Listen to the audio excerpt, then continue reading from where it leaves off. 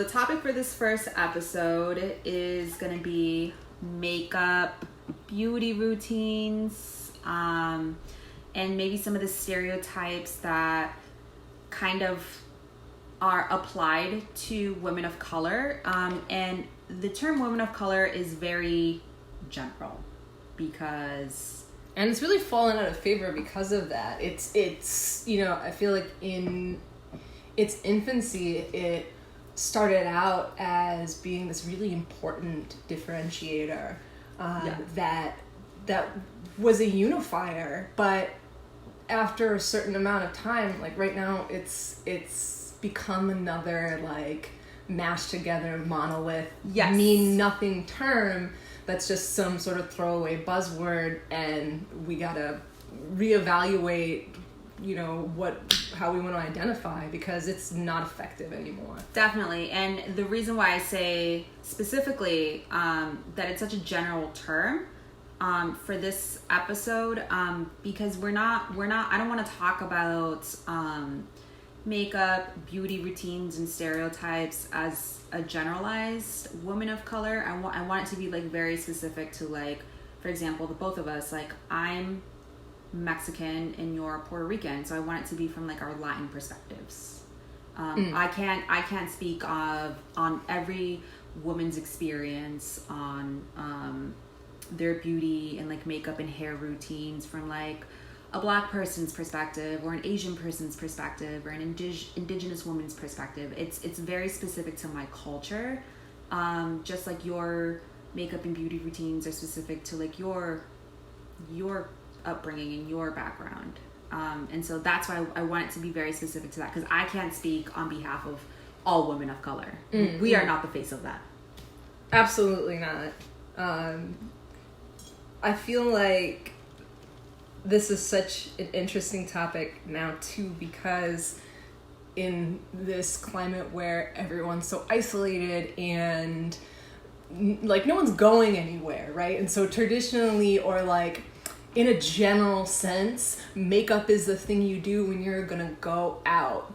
And we've had this conversation so many times, like anytime we FaceTime, anytime I see you, you got a full face of makeup, and you're always saying like, people don't understand like why I do this the way I do.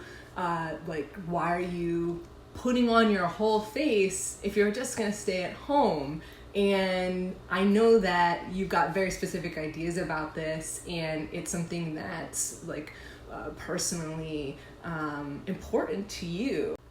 So you're saying during quarantine, you'd hear your girlfriends talk about putting on makeup for their Zoom meeting. That would be like the only time they get ready for the day, like party on the top, panties on the bottom.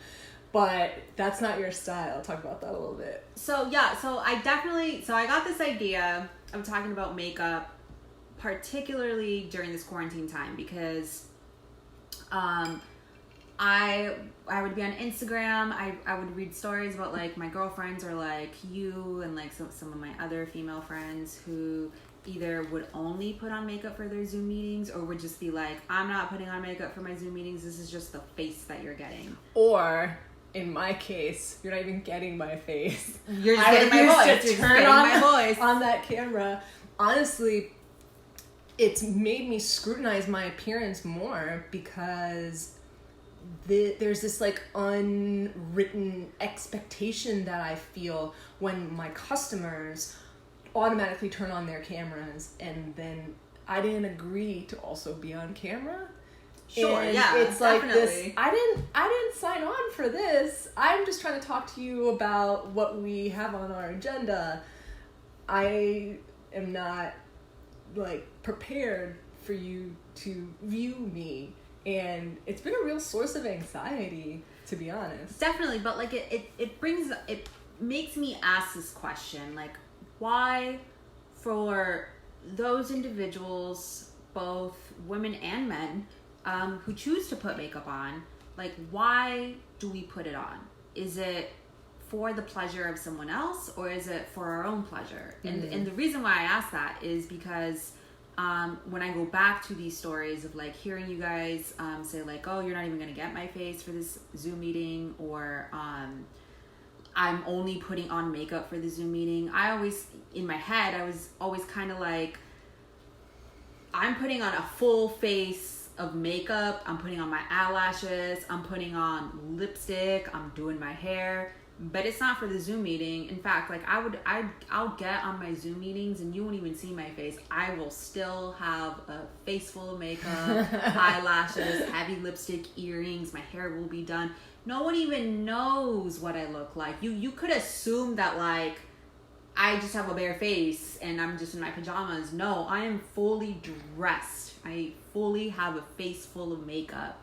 And I do it not for anyone else, but for myself. So am I putting on makeup to go from my room to the living room? Absolutely. Yes. Yes. But you know what? It's for me, and it's very much, it has a lot to do with just, one, it's my own personal routine. But two, just a lot to do with my culture. As like a Latina woman, as a Mexican woman, I grew up watching telenovelas. And if you ever watch telenovelas, like the women on there are gorgeous, and they always look gorgeous. From the moment they wake up to the second they're back in bed, going back to sleep, for whatever reason, when they're in bed, they always still have a face full of makeup. And I'm just like, that's not even real life. You are not going to bed with like your eyelashes, mascara, lipstick, but like that's just kind of what I grew up watching. Mm-hmm. And so from that, and it's a twisted perspective of how Latin women and women in general are just expected to look all the time. Mm-hmm.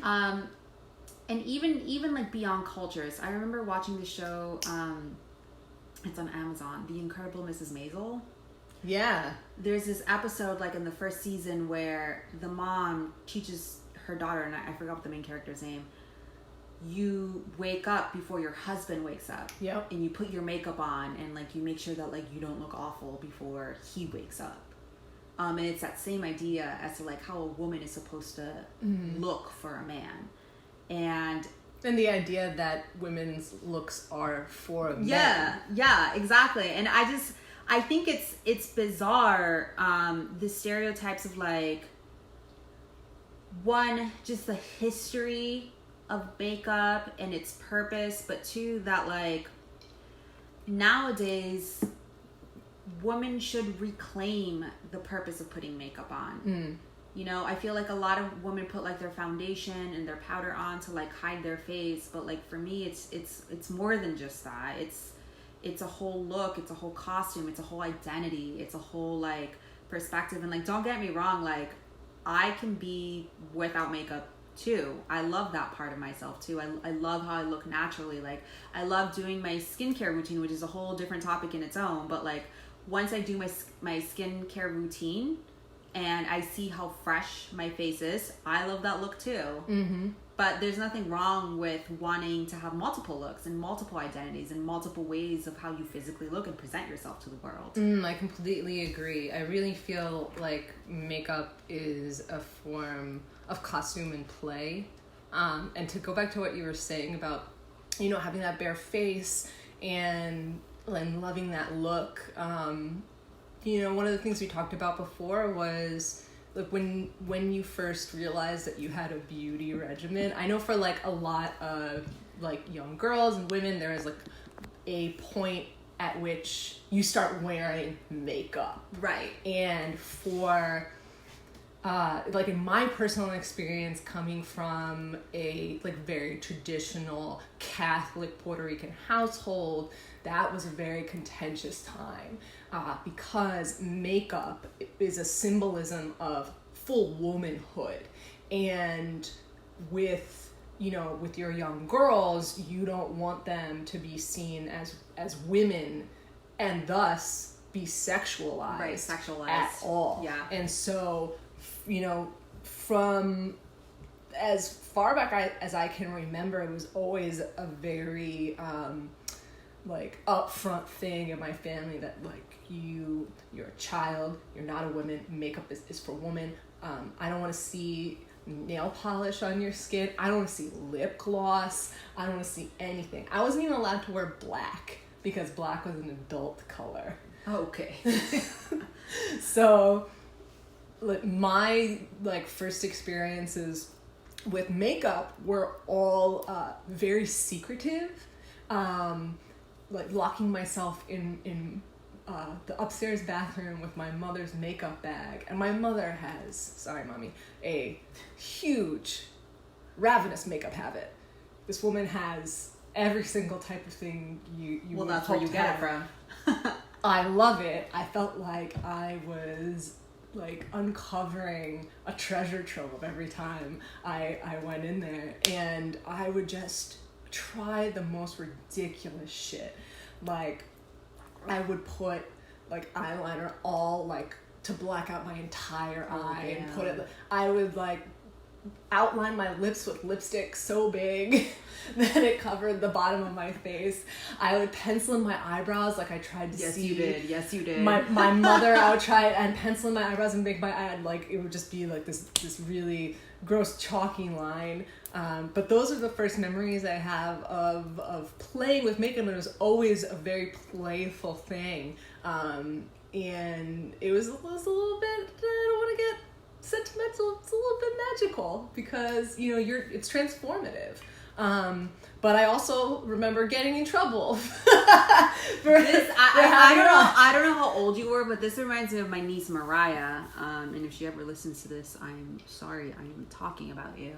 But for like as long as I can remember, like since she discovered makeup, like she's really been into it. Like I have no problem, like, and it's such a cool thing because she is 13. She just turned 13, but like for the past like 4 or 5 years, like she's really been into it. And like 4 or 5 years, I mean that's like 7, 8. That's a young age to like start really experimenting with makeup. But I get it as a woman, like I get it. And I remember being her age and like also going through like the same thing. And I remember just like trying to convince my mom and being like, let me wear makeup. Like, can I paint my nails? No. Well, can I paint one? Can I paint this fingernail? Just one fingernail. And she'll be like, fine, but only one, and that's it. Yes.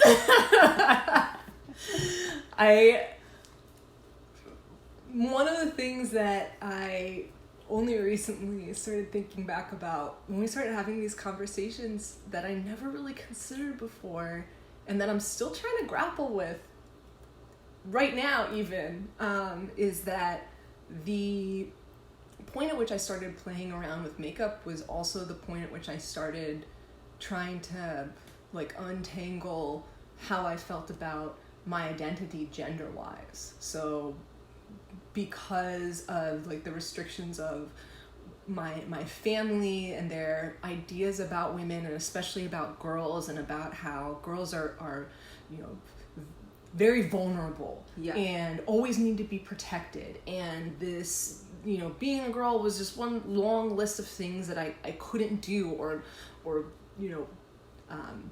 cautionary tales, or things that I should watch out for, or ways that I had to be responsible for someone else's behavior.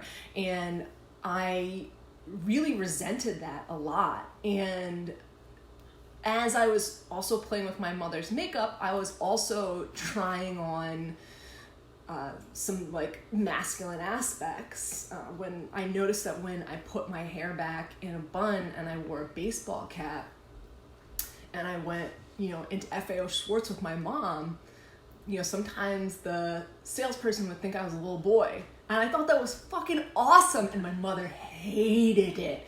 I thought she was gonna stare like laser beams through this guy's fucking face. She was like, she's a girl. I was like, oh. You're just like, no, Mom, it's cool. This is awesome. I was like, wow. I can trick people. Not trick people, no, but to step into both those sides of it, which is all me. It's all me, but it's different parts of me. And because I was so, not willing to take on the idea that I was supposed to be in this very specific place as a girl, I decided that I leaned really hard into tomboyhood. And then when I actually started wearing makeup every day, I incorporated that into a very tomboy look. Like was your masculine side. Yes.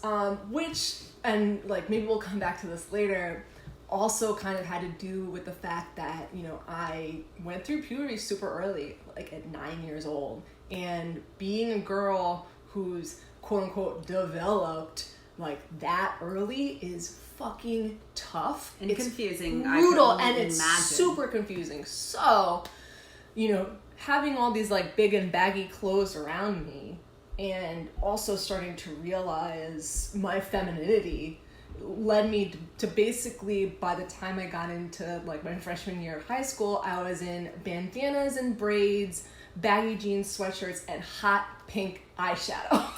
I feel like you were just flowing just very well into like your stereotypical just chola girl. That's what I'm imagining. Oh man, I love a dark lip liner. Holy shit.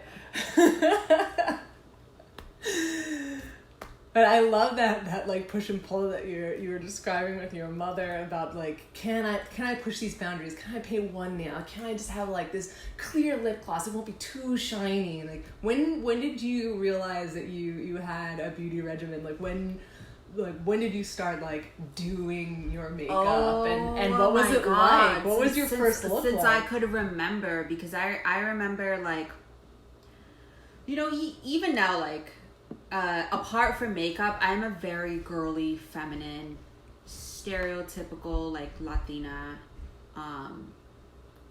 big hair, hoop earrings, face full of makeup, long eyelashes, the heels, the tight clothes. But, like, that's always been a part of my identity since I was a little girl, and that sounds crazy. But, like, not crazy enough to be like, this is just what I saw on the television. No, that's what kids do. They imitate. And I would imitate that. Yeah. And so I remember just going to like our local Payless and being like 5 or 6 and being like, I want these little heels, Mom. And she'd be like, all right, cool. Like, I remember, oh my God, my sister wanting a pair of heels that I swear to God were the height of my pinky nail. And my mother, I thought she was going to die. She kept on crossing her. Come with me. My baby. She did not get those heels, but I hear what you're saying. But my mom, throughout me growing up as a little girl, she had her limits, but she was always very encouraging of how I wanted to look. She was never like, this is too much, or this is not how little girls or women should look like. I think she understood that like, this is just the culture that we live in. Mm-hmm. Especially like, we have a little bit of different backgrounds as Latina women. So like, my mom immigrated here from Mexico with like our entire gigantic family. And so, we were not really into assimilation, mm-hmm. and we were not really into trying to Americanize ourselves. We were really into trying to stand out. Yeah. And trying to stand out as like a little girl who's going to grow up to be a Latina woman.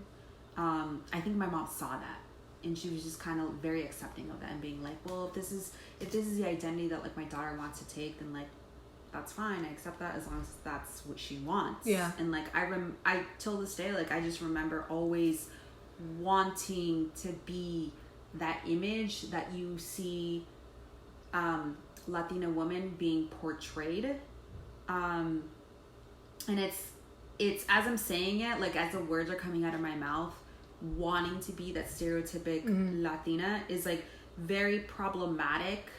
But you still find the beauty in it. But I still find a lot beautiful. Like it's still like their stereotypes exist for a reason, because they are true, they can be true, but they're not generally true for everyone. So like I don't have a problem. They're like a cherry-picked truth. They're a truth that gets picked out and then built upon. Right. Which, you know, and in that building upon becomes less and less a true thing and more a manufactured thing. Right. So like I don't mind like coming to truths with the fact that like I do look like a stereotypical like Mexicana or a very stereotypical Latina woman, like when you think of like famous Latina women like J-Lo, who are other famous Latina women? Who indeed? I'm like, I don't know why she's the only one coming to my head right now. Eva Gloria, Gina Rodriguez, I need more. America Ferrera. All light-skinned, tanned, beautiful women who all kind of fit a very stereotypical look. Selma Hayek. There are other women I just can't think of right now. It's okay. It's the mezcal. Abby Cervantes. But yeah, like when you think of like famous Latina women, they all kind of have like an image that it all just kind of looks the same. It's you know, it's these like light-skinned tan women with like long big hair, a face full of makeup, small waist, big ass, very feminine, tight clothes, high heels, and it is generally like kind of how I like to dress. Yeah. And I have no problem like admitting to that. My problem is when you think that like all Latina women dress like that, or when you hold that standard to like all Latin women, that is my problem. Like I don't have a problem being like, yes, I look like your stereotypical Latin women, but please do not think that like all Latin American women are like that, because they're not. Yeah, but that's kind of the really tricky part of it, because just like you were influenced by those like admittedly stereotypical portrayals, so are the rest of everybody who's consuming that same type of media. And like thinking about these women who are famous and all look a certain way makes me think about how, you know, women are smart. We understand in the patriarchy what our value and our roles are supposed to be, and we lean into them to our own benefit.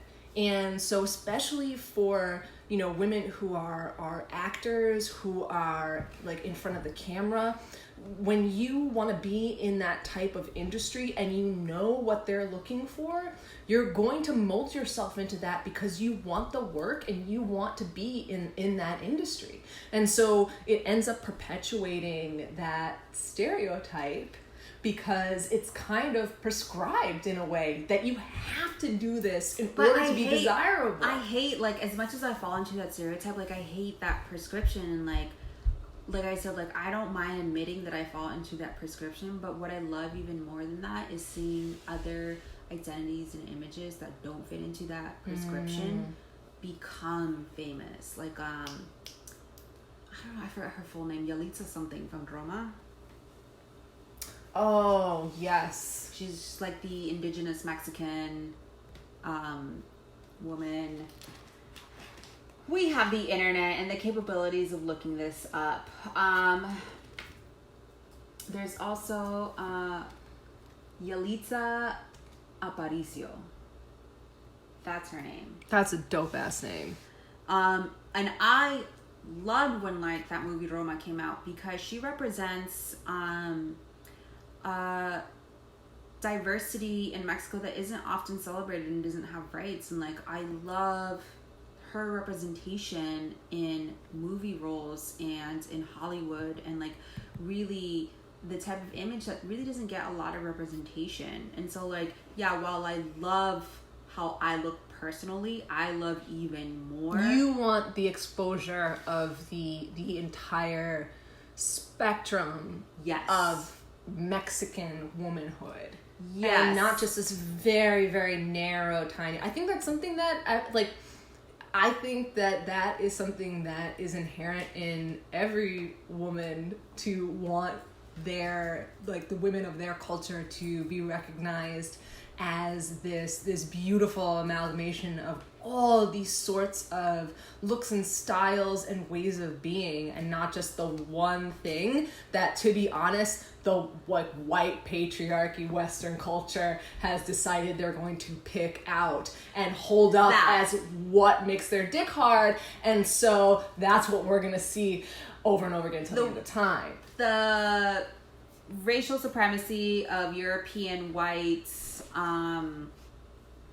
aesthetics, it really bothers me, especially when, like, you think of, like, your J-Lo's or your Selma Hayek's, where you're just like, okay, they're tan and they're curvy and they're, what's that word that white people like to call us?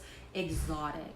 They're exotic looking, but still European looking. Like enough. But, like, there are other spectrums of beauty that are just as beautiful outside of European looks, that don't include, like, indigenous or Asian or black or blackness at all. And, like, that really bothers me too. And so, like, when I talk about stereotypes in the beauty industry, I don't mind, like I said, like, I don't mind affiliating with them, but I don't want people to think that like my image or like the image of like J-Lo or Selma Hayek represents like the only spectrum of Latin American woman, because it's not. Like, you have Amara La Morena. There are black, negra. There are so many black women in all of Latin America. If you know how slavery works in the Americas, if you know how like trade works with other Asian countries. There are Asian people all over this world. There are black people all over this world. But when people think of Latin America and Latin American themselves, like, they don't think of blackness or Asianness. They think of tan or whiteness. And that's not true. That's not true to our history. It's not the full picture. It's not the full picture. And so that is very important to me when talking about like beauty and wellness, because they seem to target very specific industries. You know, it's funny, I was reading an article the other day that, you know, alongside with talking about the buying power of Black America and Black women specifically, and how consumptive Black women are in terms of beauty products versus how little there is out there. Latin women are, I think, one of the highest consumers of beauty products, and not only that, beauty augmentation in the world. I think Latina women as a whole get more plastic surgery. There's a huge beauty industry in all of Latin America because they really love and praise their like beauty pageants. And beyond beauty pageants, it's just like your whole wellness for like skin routines and image, and it is like, it does have a very like how do I say, like, patronizing, because it is very like, this is what a man thinks you should look like, so we're going to highlight this, and this is going to be your whole industry for whole Latin American country. And if you ever watch Latin American pageants and see how like how important they are to their culture, you see also how sexist it is too, and like how it's very colorist too. It's very heavily influenced on like European looks, and like, yeah, beauty is really important to like Latin America, but also we need to just like extend it to all spectrums of just different body types and different skin colors. Yes, I think there's a lot of work being done to do just that, and I think one of the best indicators of that is the increasing prevalence of the term like Latinidad, that's becoming more and more widely recognized, and with that the idea is becoming more and more widely spread that there are Afro-Latino people everywhere. People forget that, like, just people forget, people don't even know, people don't even think about it. Like, my grandmother was a black Puerto Rican woman.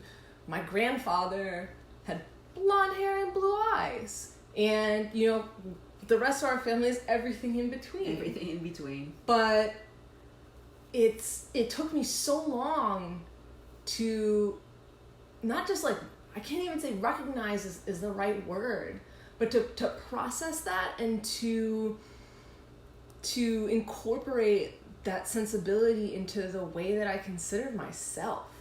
And, going back to what we were talking about before about, our first types of beauty routines, one of the biggest undertakings that I ever took as a young woman was when I was 11 years old to straighten my hair for the first time. And it was something that I, at the time, thought was going to be just my ticket as a brown nerdy girl in suburban Connecticut, my ticket to acceptance.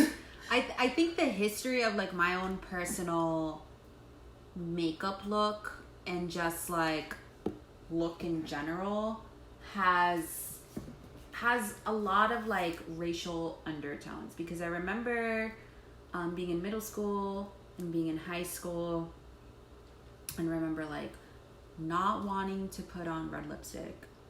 One, because red lipstick just felt like an adult thing to do, but also I didn't like wearing anything red because it looked super lime to me. And I went in Arizona, like, I grew up in an all-white school, so yeah, like, the fiery Latina. Yeah, that's so I'm like, I don't want any attention on me. I already stick out because I'm one of the only brown kids here. Yep. I don't need you to look. I don't need all eyes on me. So, like, I don't want to wear any red.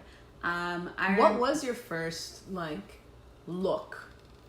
Do you remember, like, when you first, like, did your makeup? Yes. What was your very first, like, so what did you very first do? It was blonde highlights, because I thought that, like, the more I could assimilate myself at a white school, the easier I would have with, like, getting along with these white kids. Mm-hmm. It was straightening my hair. It was thinning the fuck out of my eyebrows, and I don't know why.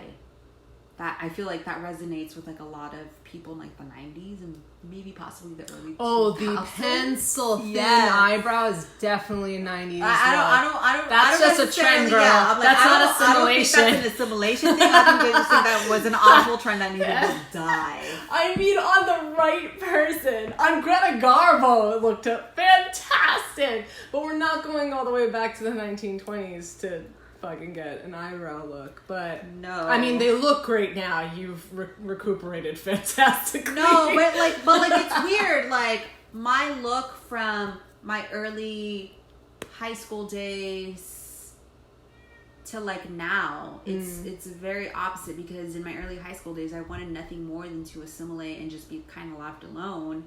And now I hear that. Now I'm more like colors, big hair, everything, big eyebrows, heavy makeup, big gold hoop earrings. You could not ask me to wear big gold hoop earrings when I was younger, because it was just like a stamp that said I am Latina, and I was not about that.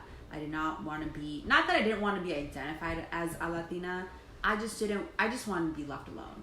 You didn't want to stand out. I didn't want to stand out. And now that I have found my own voice as an adult and have gone through several looks. Good luck getting you not to. Now I'm just like, no, I want gold big hoop earrings. I want the bigger the better. I want red lips. I want thick eyebrows. I want a heavy makeup. I want big hair. I want long nails. I want to really embrace my culture, even if it is kind of stereotypical, even if the stereotypical does fall under, like, the patriarchy. have found my ways of reclaiming it for Yep. my own femininity and for my own individual ways. I think that's really the only way to address that type of thing is to claim it back. Claim it back. It's the only way to like, because otherwise you're just like, fuck gold hoop earrings and fuck red lips. What, are we not supposed to have fun? Fuck, yeah, like no. let me reclaim it, and it's because the problem's not now. with the red lip. The problem's not with the gold hoops. The problem's not with the makeup. The problem is with the way that men have been taught to process that and the signals they think that they're getting when they see someone who's made up and attractive. So that's a you problem. It's not a me problem. And I want to wear what I want to wear and feel dope as fuck without having to worry about you thinking that it means like there's some sort of signal that I'm sending by being attractive, when all I'm attractive for is so that I can look in this shop mirror when I walk by and look at myself and give myself a high five and be like, damn, I look fly as fuck. Yes. Man. Yeah, but no, like trying to look dope as fuck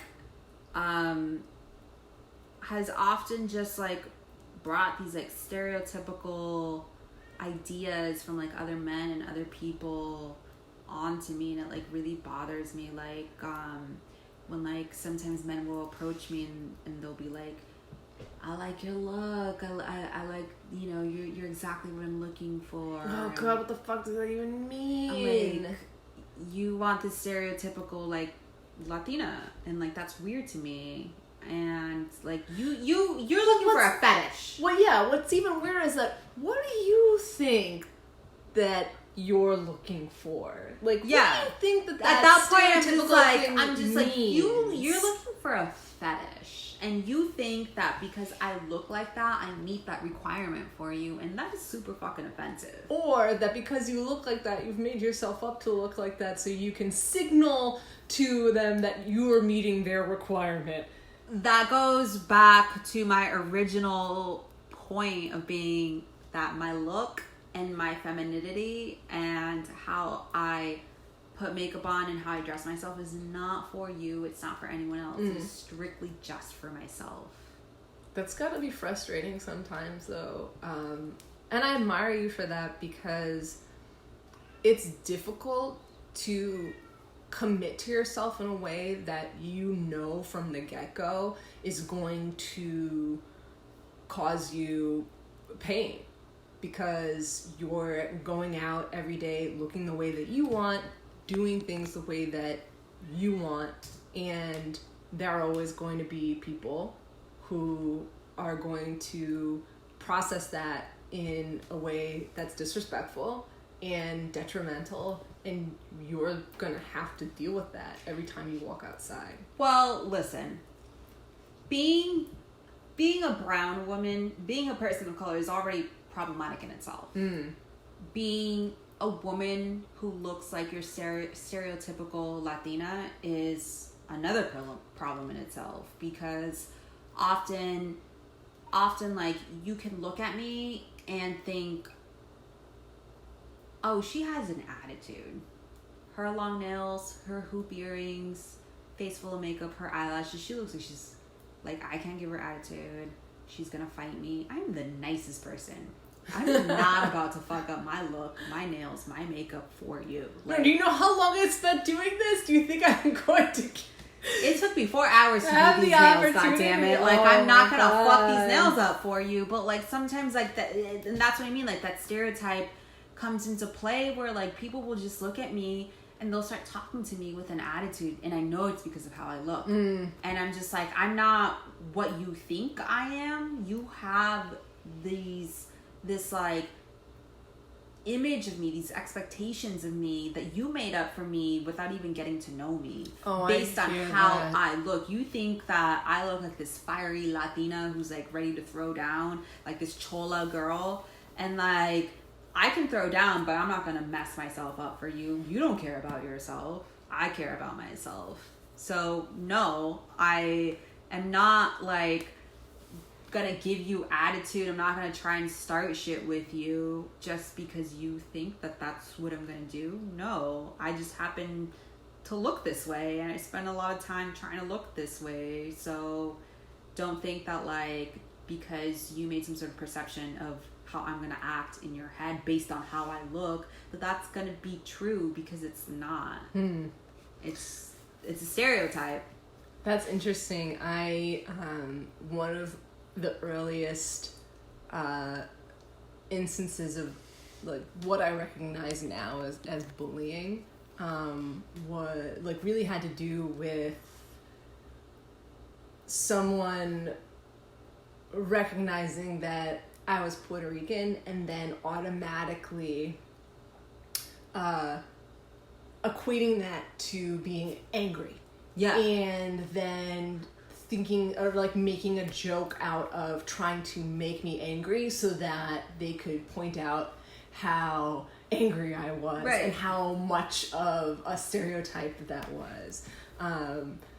It was very frustrating. And that's kind of what I mean. Like it's already hard enough to be a person of color / a woman of color, but when you look like your stereotype and people start to like kind of put a personality for you based on stereotypes that they've seen in the media, on TV shows, on movies, it becomes very problematic for me, because you're building a persona that is not true about me.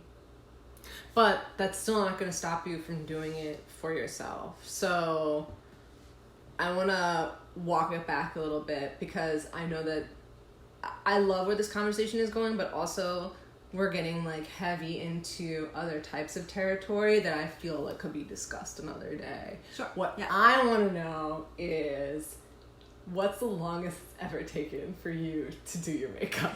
It depends, because some like I get more and more into like different types of makeup looks, and the more especially like if I'm learning a look, it's gonna take me a little bit longer.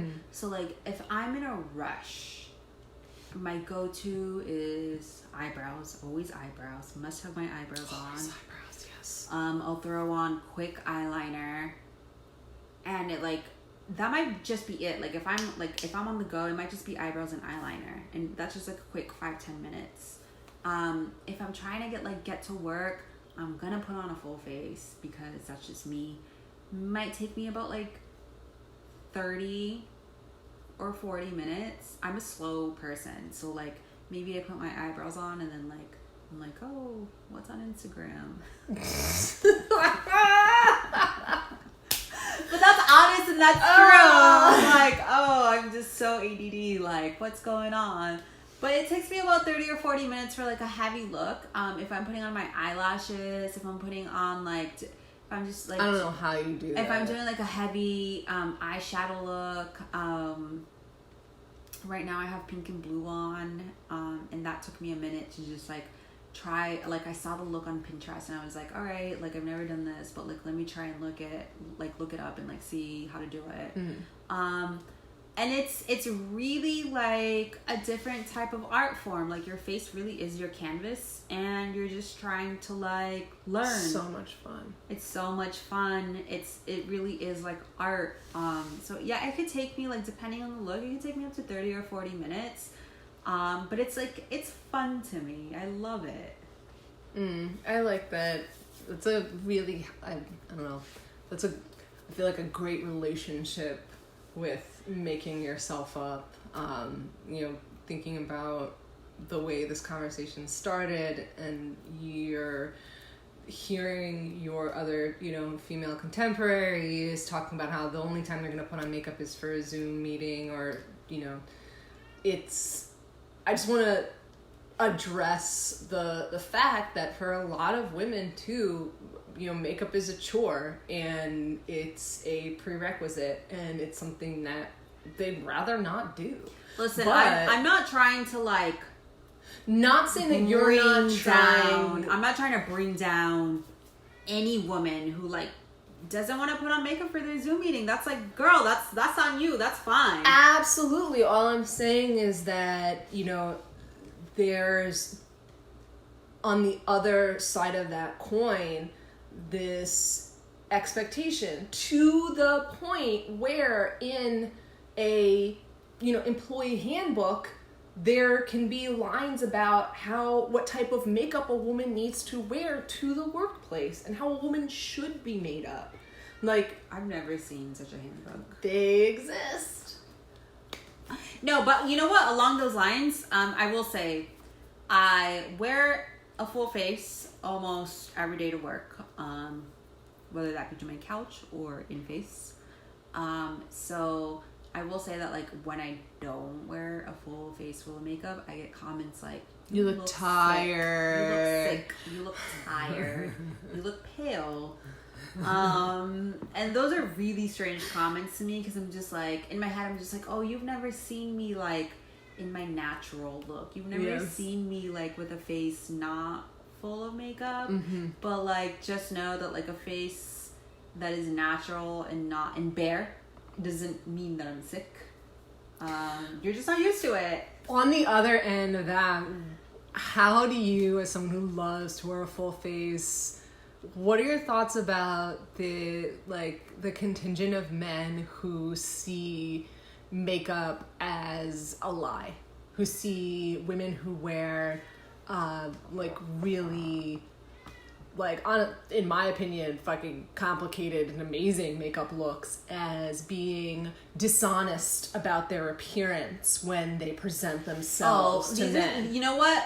These are the same men who are like, I want my girl to be natural, and then they get on Instagram or social media and they're like the fakest girls. It's the same guys who are like, I want my girl to look like this, but in reality, I want a fucking a doll. Because you know what? You saying that has got me convinced that just most straight men don't understand makeup. They don't understand what a fresh-faced woman looks like, because all of their references are women with makeup. Oh, I love when I'm like dating a guy and he's like, you don't have to put on that makeup for me. And I'm like, oh, baby boy, this is not for you. It's not for you. This is not for you. This is for me. It ain't for you. It might even be for my girlfriend, but it is definitely not for you. It is definitely not for you. I don't give a fuck. I will construct such a look to go out on a lady date that I would never give to my boyfriend, because I know when it's gonna be appreciated. Yeah, a guy would just look at you and be like, oh, okay, like, yeah, I guess that's nice. Versus like, I'll go on a date with my dude and I'll be like, do you like these eyelashes? And he'll be like, I didn't even know you were wearing falsies or not. Like, it all looks the same. And I'm just like, I'm like, this is like an inch longer. How do you not know the difference? And I'm just like, you know what? Never mind. This is why I don't wear it for you. No appreciation for detail. Yeah, I wear it for myself or for my girls, but definitely not for you. No appreciation for the fine lines on my face. And that's fine. And that's fine. Because I know who will. Anyway, so this has been, I think, an amazing first episode. Hopefully there will be many more. And hopefully by the time we have another one, we'll have a name. If you have an idea for one, let us know. You can hit us up. Let us know. We're taking submissions. Thank you. Let us know your own personal stories on growing up being a woman of color, especially if you're a Latina.